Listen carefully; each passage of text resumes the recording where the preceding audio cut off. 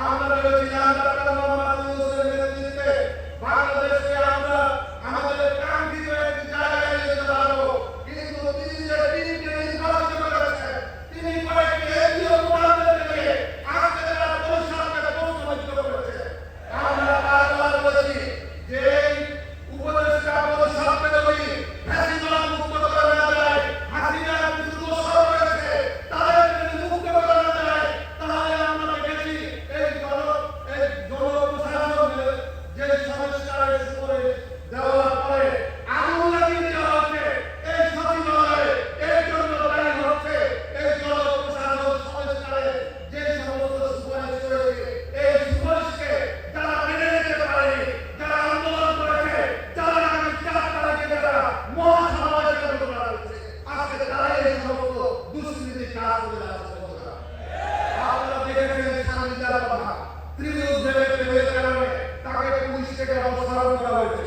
সেই সাংবিধা সর্বশেষ পতিত সরকারের আইনমন্ত্রী এবং অর্থনৈতিক বিষয়ক উপদেষ্টা সালাউদ্দিন রহমান এবং আর্মির এক অফিসারকে তাদেরকে মামলা থেকে খালাস দিয়েছে।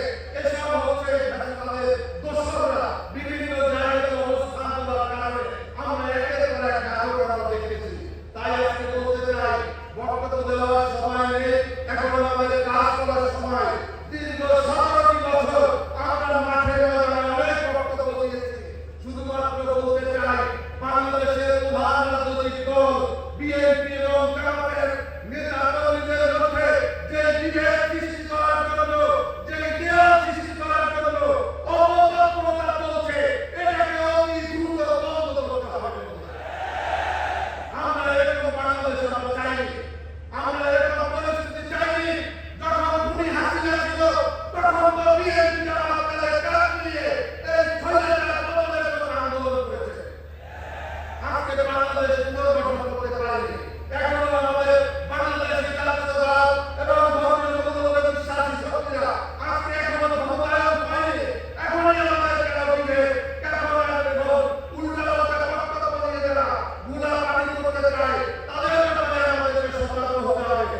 আমাদের শীর্ষ নেতৃবৃন্দদের বলবো, আপনারা অতি দ্রুত পদক্ষেপ নিন। এই সমস্ত এমন কোনো কথা যেন আমাদের মধ্য থেকে বের না হয়, যাদের মধ্য দিয়ে আমাদের জাতীয় ঐক্য আবার ভালো করার জন্য এই পার্শ্ববর্তী ভারতের কোনো কাজ যেন সম্ভব না হয়। এজন্য আমি সবাইকে আহ্বান জানিয়ে আমি আমার বক্তব্য শেষ করছি। বাংলাদেশ জিন্দাবাদ, বাংলাদেশ লেবার পার্টি জিন্দাবাদ, বাংলাদেশ ছাত্র সংসদ জিন্দাবাদ, ইসলামী ছাত্র শিবির জিন্দাবাদ।